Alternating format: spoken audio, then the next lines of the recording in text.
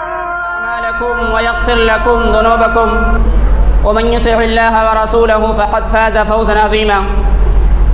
قاف والقرآن المجيد بل عجبوا وجاءهم منذر منهم فقال الكافرون هذا شيء عجيب أئذا متنا وكنا ترابا ذلك رجع بعيد قد علمنا ما تنقص الأرض منهم وعندنا كتاب حفيظ بل كذبوا بالحق لما جاءهم فهم في أمر مريج. أما بعد فإن أصدق الحديث كتاب الله وخير الهدي هدي محمد صلى الله عليه وسلم وشر الأمور محدثاتها وكل محدثة بدعة وكل بدعة ضلالة وكل ضلالة في النار. أعوذ بالله من الشيطان الرجيم. بسم الله الرحمن الرحيم. إنا نحن نزلنا الذكر وإنا له لحافظون. وقال النبي صلى الله عليه وسلم إن الله يرفع بهذا الكتاب أقواما ويضع به آخرين. حاضرین جمعہ، میرے بھائیوں اور دوستوں، میری ماں اور بہنیں، میں سب سے پہلے اس اللہ رب العالمین کی حمد و ثنا بیان کروں گا جس نے ہمیں پیدا کیا، پیدا کرنے کے بعد ہمیں یوں ہی لاچار، بے بس، بھٹکتا ہوا نہیں چھوڑا، بلکہ ہماری رشد و ہدایت کے لیے، ہماری رہنمائی کے لیے، ہمیں صراط مستقیم جیسے راستے پر گامزن کرنے کے لیے اس دنیا کے اندر بہت سارے انبیاء کرام علیہ الصلوۃ والسلام آئے. خاص کر کے ہمارے اور آپ کے آخری نبی تاجدار مدینہ احمد مصطفیٰ سرور کونین صلی اللہ علیہ وسلم، جنہیں اللہ رب العالمین نے بشیر بنایا، اللہ رب العالمین نے نذیر بنایا، اللہ رب العالمین نے اللہ کے نبی کو انا ارسلناک شاہدا و مبشرا و نذیرا بنایا اللہ رب العالمین نے. اور اس کے ساتھ ساتھ اللہ رب العالمین نے اللہ کے نبی کو وما ارسلناک الا رحمتا للعالمین کا خطاب دیا. معلوم یہ ہوا کہ یہ رمضان المبارک کا مہینہ ہے.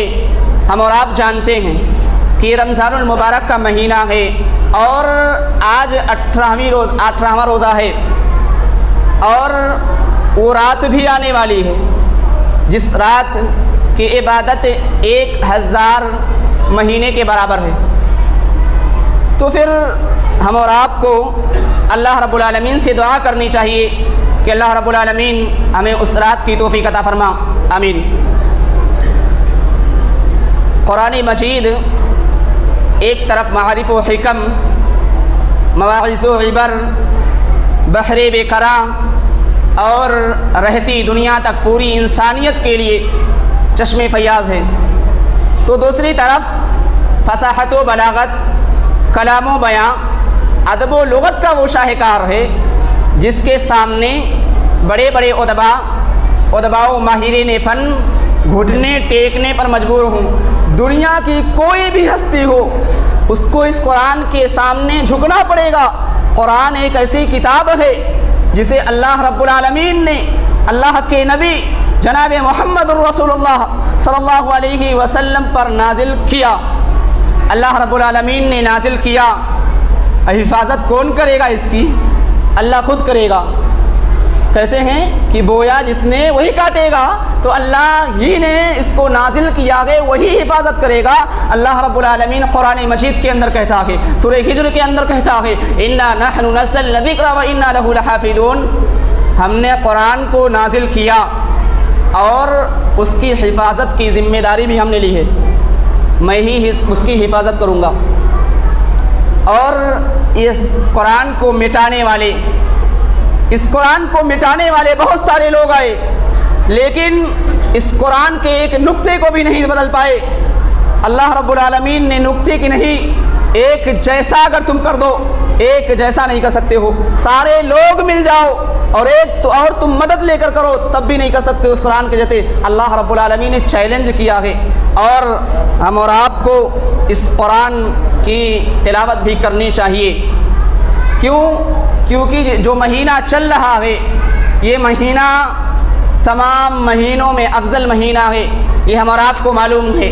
12 مہینے ہوتے ہیں لیکن اللہ نے 11 کو سائڈ کر دیا، ایک کو بنایا سب سے خاص مہینہ، اور وہ رمضان المبارک کا مہینہ ہے۔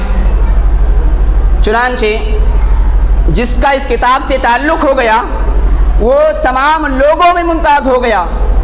جو فرشتہ اس قرآن کو لے کر آیا، اس کتاب کو لے کر آیا، وہ فرشتوں میں سب سے افضل فرشتہ، قرآن نے اسے روح الامین کا خطاب دیا۔ جس نبی پر یہ قرآن نازل کیا گیا وہ نبی تمام نبیوں میں اسے قرآن نے وما ارسلناک الا رحمۃ للعالمین کا خطاب دیا، اور جس مہینے کے اندر وہ قرآن نازل ہوا اسے قرآن نے شہر رمضان الذی انزل فیہ القرآن کا خطاب دیا۔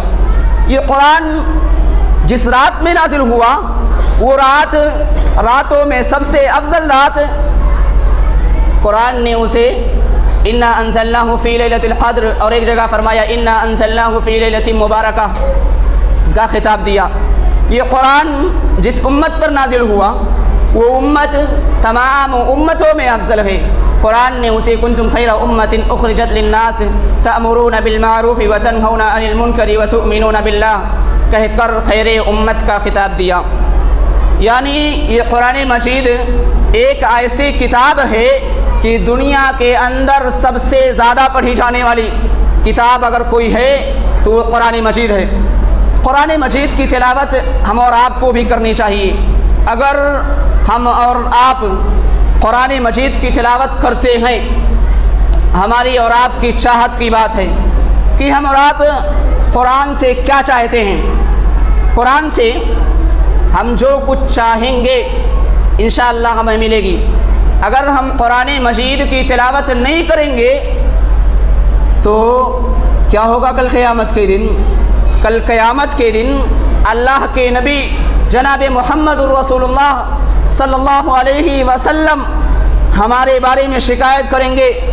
اللہ کے نبی کہیں گے وقال الرسول یا ربی ان قوم اتخذوا هذا القرآن مہجورا، اللہ کے نبی کہیں گے اے اللہ میرے امت کے لوگوں نے، میری قوم کے لوگوں نے اس قرآن کو چھوڑ دیا تھا۔ اس وقت تم کیا جواب دو گے؟ ہے کوئی جواب آپ کے پاس؟ جس کے بارے میں اللہ کے نبی شکایت کریں، کوئی انسان اس دن اپنی نفسی کا عالم ہوگا، تمہارے پاس کوئی چیز وہاں جواب دینے کے لائق نہیں ہوگی، کیا کرو گے؟ ذرا اپنے گریبان میں جھانک کر دیکھو۔ میں نے یہاں لوگوں سے سنا کہ حافظ جی مجھے قرآن پڑھنا نہیں آتا ہے، حافظ جی مجھے قرآن پڑھنا نہیں آتا ہے۔ ارے میرے بھائی، جب تم قرآن پڑھنا سیکھو گے تب تو آپ کو آئے گا قرآن پڑھنا۔ اگر تم کہہ دو کہ میں یہاں سے نہیں جاؤں گا میں، کوئی ہے مجھے ہلا سکتا ہے، آپ نہیں ہٹیں گے یہاں سے جب تک آپ نہیں چاہیں گے، جب تک آپ نہیں چاہیں گے۔ اور اب اگر آپ چاہ لیں گے کہ ہم قرآن مجید کی تلاوت کریں، قرآن مجید کو پڑھیں، چاہے مجھے آئے یا نہ آئے، میں دوسروں سے پوچھ کر پڑھوں گا، میرے اندر جذبہ ہونا چاہیے، تب ہم قرآن مجید کی تلاوت کر پائیں گے۔ بہت سارے لوگ بیٹھے ہوئے ہیں جنہیں قرآن مجید پڑھنا نہیں آتا ہے، اور وہ یہ تو رمضان المبارک کا مہینہ ہے، رمضان المبارک کے اندر کچھ لوگ تو قرآن مجید کی تلاوت کر لیتے ہیں، لیکن 11 مہینوں کے اندر ہمیں اور آپ کو بہت کم لوگ ملیں گے۔ کیا اللہ معاف کرے گا؟ بتاؤ۔ اسی لیے ہمیں اور آپ کو ڈرنا چاہیے کہ کہیں اللہ کے نبی جناب محمد الرسول اللہ صلی اللہ علیہ وسلم اللہ رب العالمین سے شکایت نہ کر دیں۔ اور جب تک ہمارے اندر تقویٰ نہیں آئے گا، جب تک ہمارے اندر ڈر نہیں اللہ رب العالمین کا آئے گا، تب تک ہم قرآن کی بات تو چھوڑیے، ہم روزہ بھی نہیں رکھیں گے اگر ہمارے اندر ڈر نہیں ہے۔ جب تک ہمارے اندر ڈر آئے گا، ہمارے اندر اللہ رب العالمین کا خوف آئے گا، ہمارے اندر تقویٰ آئے گا، تو تب آپ روزہ بھی رکھیں گے، آپ قرآن مجید کی تلاوت بھی کریں گے، نمازیں بھی پڑھتے رہیں گے۔ نماز بھی چھوڑ دیتے ہیں، قرآن بھی چھوڑ دیتے ہیں۔ میں نے اس دن بتایا تھا، میں نے درس دیا، لوگوں کو بتایا، تراویح کی نماز کا مسئلہ آیا، میں نے وہاں خطبہ جمعہ کے اندر بھی بتایا کہ تراویح کی نماز بعض لوگ یہ کہہ کر چھوڑ دیتے ہیں کہ فرض نہیں ہے تراویح۔ ارے میرے بھائی، فرض نہیں ہے، کیا تم نہیں چاہتے ہو کہ ہمارے گناہ معاف ہو جائیں؟ بتاؤ تم نہیں چاہتے ہو؟ چاہتے ہو، سوچتے ہو ہم جنت تو پہنچ جائیں، لیکن جنت ایسے نہیں ملنے والی ہے میرے دوست، جنت ایسے نہیں ملنے والی ہے۔ اللہ کے نبی نے کہا من قام رمضان ایمانا واحتسابا غفر له ما تقدم من ذنبه، جس نے رمضان المبارک کے اندر قیام کیا، نماز تراویح پڑھی، اس کے پچھلے گناہ بخش دیے جاتے ہیں۔ غفر له ما تقدم من ذنبه، اس کے پچھلے گناہ بخش دیے جاتے ہیں، معاف کر دیے جاتے ہیں۔ کیا ہم نہیں چاہتے ہیں؟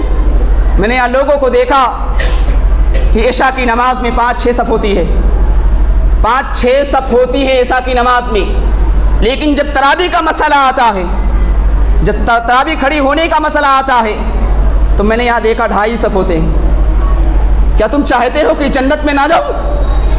ارے میرے بھائی، اللہ رب العالمین آپ کو آفر دیتا ہے، ہمیں اس آفر کو جاننا چاہیے۔ صحابہ کرام رضوان اللہ علیہم اجمعین جب بھی کوئی آیت معلوم ہوتی تھی، جب بھی کوئی کسی آیت کا پتہ چلتا تھا، جب قرآن نے اعلان کیا اقیموا الصلاۃ، صحابہ کرام اللہ رب العالمین کے گھر میں سجدے گر گئے۔ جب قرآن نے اعلان کیا آتوا الزکاۃ، اللہ کے نبی جناب محمد الرسول اللہ صلی اللہ علیہ وسلم کے دربار میں مالوں کا انبار لگ گیا۔ جب قرآن نے اعلان کیا انما الخمر والمیسر والانصاب والازلام رجس من عمل الشیطان فاجتنبوه لعلکم تفلحون، قرآن نے اعلان کیا شراب، جوا، آستانے پاسے، یہ سب شیطانی کام ہے۔ قرآن نے اعلان کیا مدینہ کی گلیوں میں شراب بہہ پڑے، اور ہمارا کیا ہے؟ قرآن یہ بھی اعلان کر رہا ہے کہ وَقَضَىٰ رَبُّكَ أَلَّا تَعْبُدُوا إِلَّا إِيَّاهُ وَبِالْوَالِدَيْنِ إِحْسَانًا، اپنے معبود، اپنے والدین کے ساتھ کیا کرو؟ اس نے سلوک کرو۔ لیکن ہمارا معاملہ کیا ہو رہا ہے؟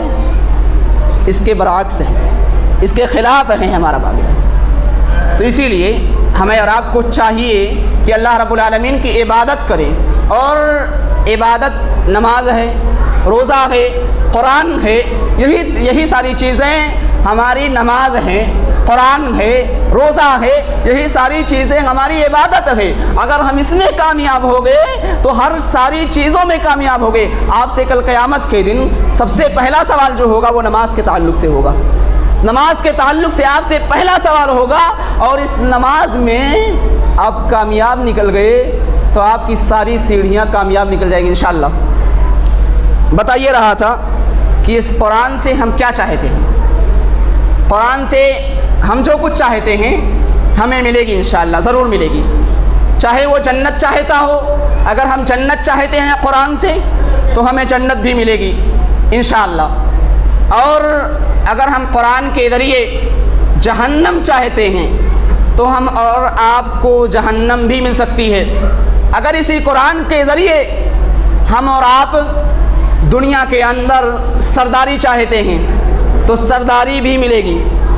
دنیا کے اندر اسی قرآن کے ذریعے اگر ہم امامت چاہتے ہیں تو امامت بھی ملے گی انشاءاللہ، اور اگر ہم اسی قرآن کے ذریعے چاہتے ہیں کہ اسی قرآن کے ذریعے ہمارا مقام و مرتبہ دنیا کے اندر اور کل قیامت کے میدان میں ہمارا مقام بلند ہو، تو بلند بھی ہو سکتا ہے انشاءاللہ قرآن کے ذریعے۔ اور اسی قرآن کے ذریعے صاحب قرآن کے والدین کا مقام و مرتبہ دنیا و آخرت دونوں جگہوں میں بلند ہو سکتا ہے۔ آئیے چند باتیں میں بطور مثال بتانے کی کوشش کروں گا۔ حضرت عمر بن خطاب رضی اللہ تعالی عنہ جب امیر المومنین تھے، انہوں نے مدینہ سے مکہ کا رخ کیا۔ اس وقت مکہ کے گورنر، مکہ کے حاکم، مکہ کے ذمہ دار نافع بن عبد الحارث تھے۔ نافع رضی اللہ تعالی عنہ نے سنا کہ عمر بن خطاب، امیر المومنین عمر بن خطاب رضی اللہ تعالی عنہ مکہ آ رہے ہیں۔ جب انہوں نے یہ خبر سنی، چنانچہ نافع رضی اللہ تعالی عنہ نے اپنے امیر المومنین کا استقبال کرنے کے لیے مکہ چھوڑ کر مکہ سے باہر آئے، اور ایک جگہ ہے جس کا نام ہے مقام عصفان، عین سین فا الف نون، عصفان نامی جگہ پر پہنچے۔ آمنا سامنا ہوا، ملاقات ہوئی، بات چیت ہوئی۔ گورنر مکہ نے حضرت عمر رضی اللہ تعالی عنہ نے गवर्नर मक्का से सबसे पहला सवाल किया, कहा नाफे तुम मक्का के ज़िम्मेदार हो, तुम मक्का के हाकिम हो, तुम मक्का के गवर्नर हो, बताओ तुम मेरे इस्तकबाल के लिए इतने दूर चले आए हो, बताओ तुम मक्का को किसके हवाले करके आए हो, मक्का को किसके हवाले छोड़ कर आए हो, कौन मक्का की निगरानी कर रहा है। नाफे रज़ी अल्लाह ताला अन्हु ने जो जवाब दिया, जवाब सुनो। कहा अमीरुल मोमिनीन इब्ने अब्ज़ा को अपना ज़िम्मेदार बना करके आया हूँ, इब्ने अब्ज़ा को मक्का के अंदर ज़िम्मेदारी देकर आया हूँ, इब्ने अब्ज़ा मक्का की ज़िम्मेदारी निभा रहे हैं। हज़रत उमर रज़ी अल्लाह ताला अन्हु ने ताज्जुब किया। पहले ये बताते चलूँ कि इब्ने अब्ज़ा जिनका नाम अब्दुर्रहमान बिन अब्ज़ा है, लेकिन मारूफ़ व मशहूर नाम है इब्ने अब्ज़ा से। हज़रत उमर रज़ी अल्लाह ताला अन्हु ने कहा इब्ने अब्ज़ा को तुम मक्का का ज़िम्मेदार बना करके आए हो। नाफे रज़ी अल्लाह ताला अन्हु ने कहा हाँ। सवाल किया उमर रज़ी अल्लाह ताला अन्हु ने, कहा ये इब्ने अब्ज़ा कौन है ये इब्ने अब्ज़ा। नाफे रज़ी अल्लाह ताला अन्हु ने कहा मौलम में मवालीना, हमारे आज़ाद करदा गुलामों में से एक गुलाम है, हमारे आज़ाद करदा गुलामों में से एक गुलाम है। नाफे रज़ी अल्लाह ताला अन्हु ने ये बात कही। हज़रत उमर रज़ी अल्लाह ताला अन्हु ने ताज्जुब किया, सवाल किया, कहा नाफे तुम मक्का के गवर्नर हो और तुम मक्का में अपनी जिम्मेदारी एक गुलाम के जिम्मेदार बना करके आए हो, तुमने अपने आज़ाद करदा गुलाम को तुमने गवर्नरी की जिम्मेदारी दी गई। हज़रत उमर रज़ी अल्लाह ताला अन्हु को नाफे रज़ी अल्लाह ताला अन्हु ने बताया, कहा इब्ने अब्ज़ा अगरचे हमारे आज़ाद करदा गुलामों में से एक गुलाम हैं, लेकिन गौर से सुनिए, लेकिन सरदारी कैसे मिली, ये गौर से सुनिए कि सरदारी उन्हें कैसे मिली। आखिरकार एक गुलाम को सरदारी के लिए कैसे बैठाया जा सकता है, एक गुलाम को हुकूमत के लिए कैसे लाया जाता है। हज़रत नाफे रज़ी अल्लाह ताला अन्हु ने कहा वह हुआ क़ारिउल क़ुरआनी, वो कुरान का कारी है, और वह आलिमुल बिल फ़राइज़, और फ़राइज़ का ज़्यादा जानकार है। यही दो बातें नाफे रज़ी अल्लाह ताला अन्हु ने अमीरुल मोमिनीन उमर बिन ख़त्ताब रज़ी अल्लाह ताला अन्हु को बताई। कहा वो कुरान का कारी है और फ़राइज़ यानी विरासत के अहकाम व मसाइल का ज़्यादा जानकार है।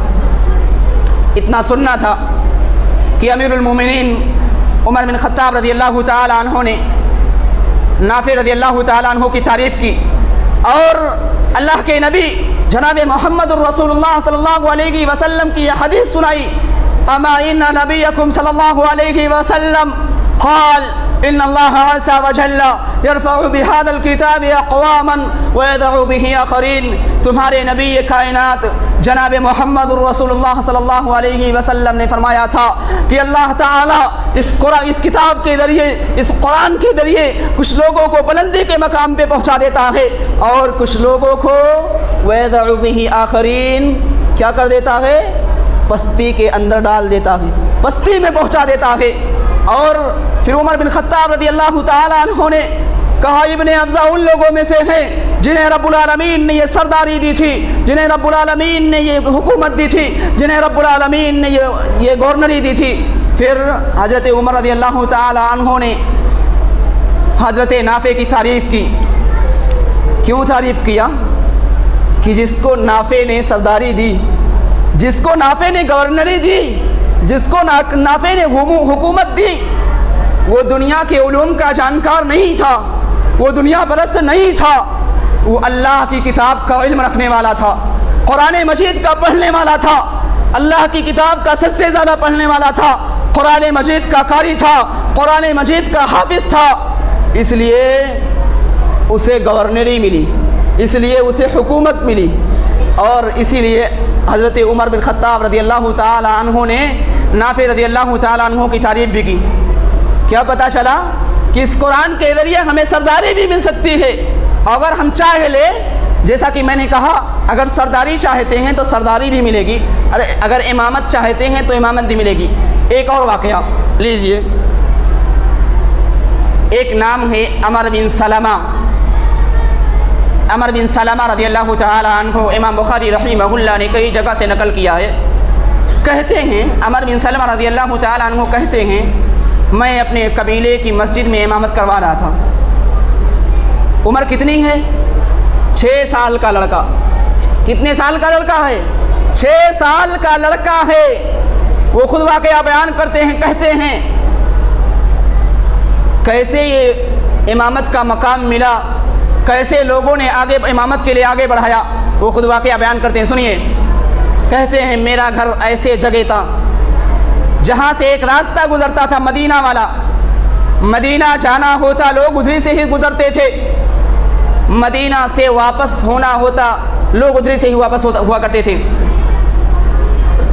اور وہ 6 سال کا لڑکا خود کہتا ہے میں روزانہ اسی راستے پر جاتا اور بیٹھ جاتا، مدینہ سے صبح جاتا بیٹھ جاتا، مدینہ سے آنے والے آتے، میں ان سے پوچھتا تمہارے نبی جناب محمد الرسول اللہ صلی اللہ علیہ وسلم نے تمہیں کیا تعلیم دی ہے، کیا سکھایا ہے، کیا بتایا ہے؟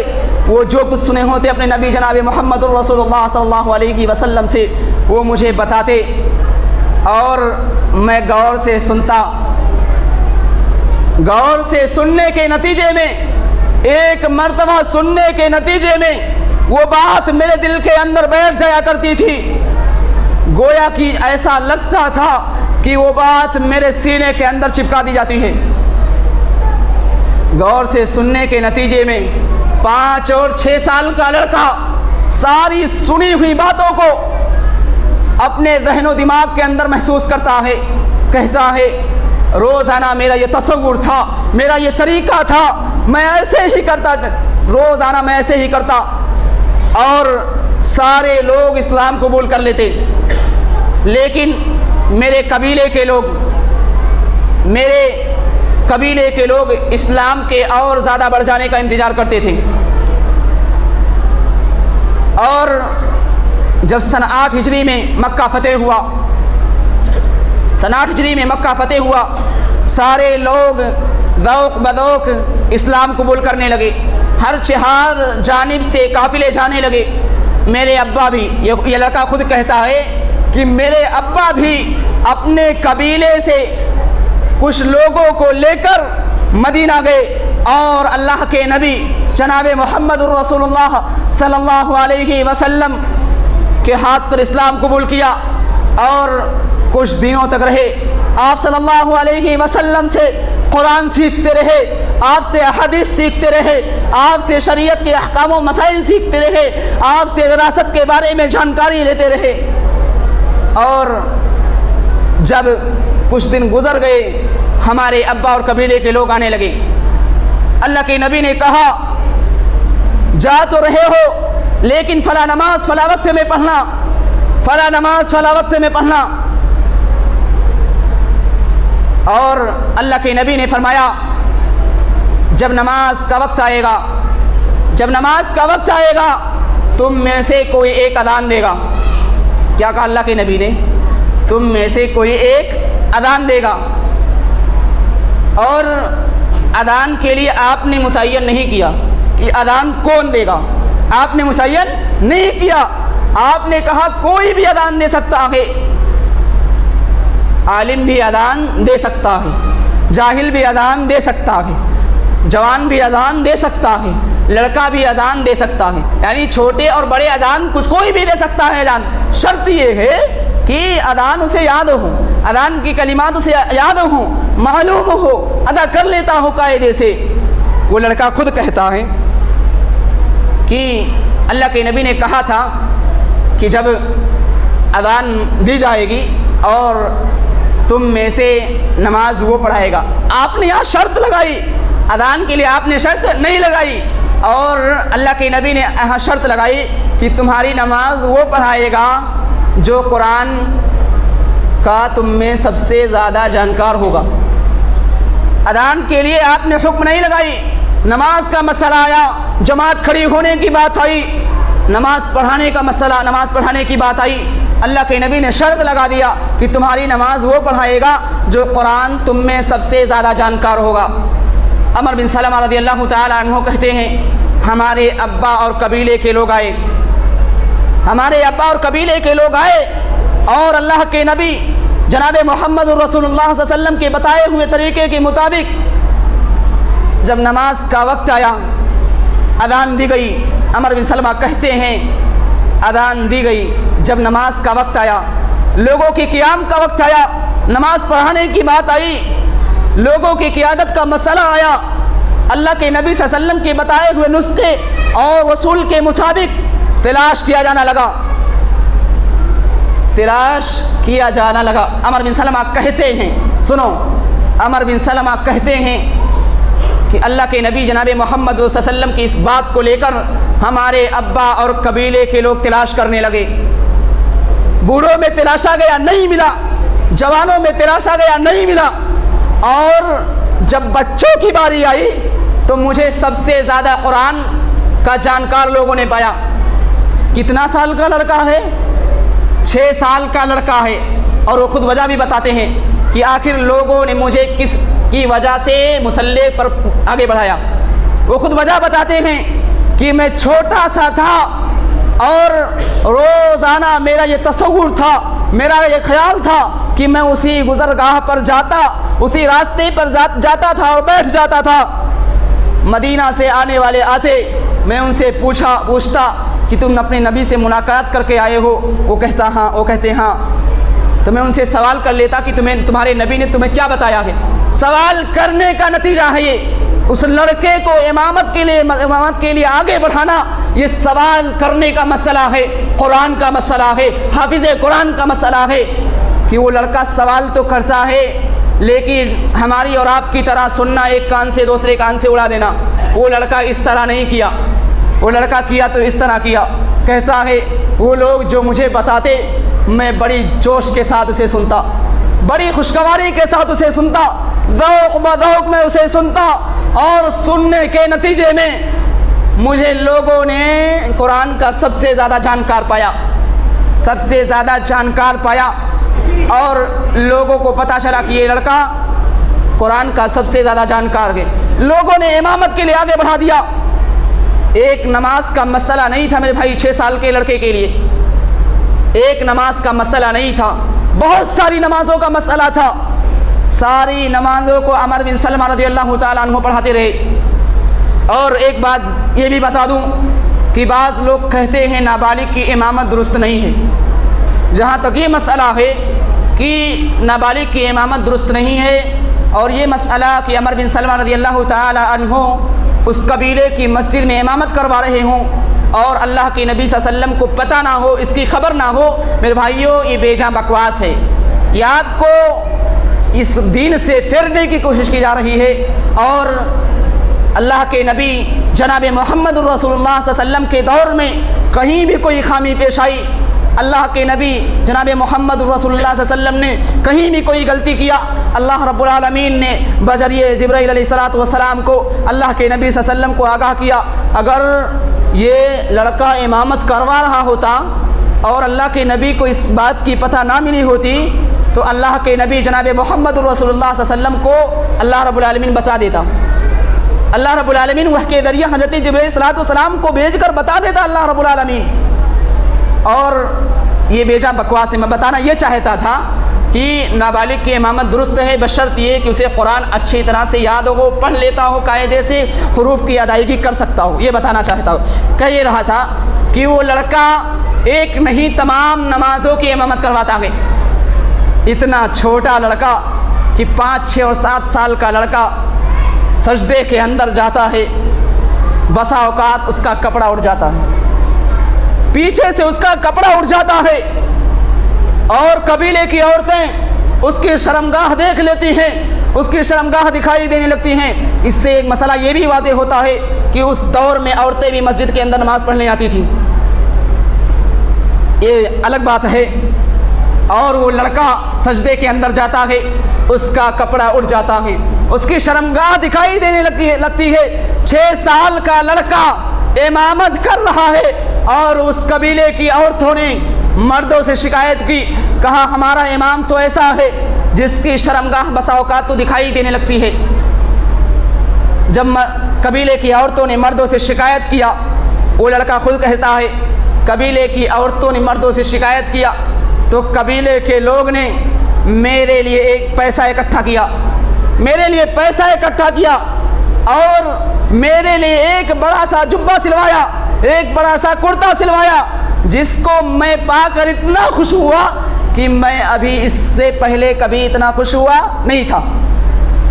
سوچو یہ کس کی برکت ہے؟ قرآن کی برکت ہے نا۔ 6 سال کے لڑکوں کا کپڑا سارے قبیلے کے لوگ، سارے محلے کے لوگ پیسہ اکٹھا کر کے اس کے جبے کو سلواتے ہیں، اس کے کپڑے کو سلواتے ہیں۔ میرے بھائی سوچو یہ کس کی برکت ہے؟ یہ قرآن کی برکت ہے۔ اتنا چھوٹا لڑکا کہ سارے مقتدی پیچھے ہیں، وہ لڑکا محراب کے اندر جاتا ہے، بوڑھے لوگوں کو پیچھے رہنا پڑا، جوانوں کو پیچھے رہنا پڑا۔ 6 سال کا لڑکا امامت کر رہا ہے، 6 سال کا لڑکا امامت کر رہا ہے۔ بسا اوقات وہ محراب کے اندر جاتا ہے، اگر وہ اللہ اکبر کہتا ہے لوگ اللہ اکبر کہتے ہیں، وہ کھڑا ہوتا ہے لوگ کھڑے ہوتے ہیں، وہ جھک جاتا ہے لوگ جھک جاتے ہیں۔ 6 سال کا لڑکا آپ کو مجبور کر رہا ہے، کیا چیز ہے آپ کو مجبور کر رہی ہے؟ میرے بھائی میں نے کہا ہے بڑے بڑے ادباء ماہرین کو یہاں گھٹنے ٹیکنے پڑتے ہیں۔ دنیا کے کسی بھی کونے کا سردار ہو، دنیا کے کسی بھی کونے کا سردار ہو، کو کسی بھی ملک کا حکومت چلانے والا ہو، لیکن اس قرآن کے سامنے سب کو جھکنا پڑے گا۔ میرے بھائیو 6 سال کا لڑکا سارے مقتدی کو، سارے قبیلے کے لوگ کو جھکا دیتا ہے اور اس کے ایک اشارے پر سارے لوگ سجدے میں جانے کے لیے مجبور ہو جاتے ہیں۔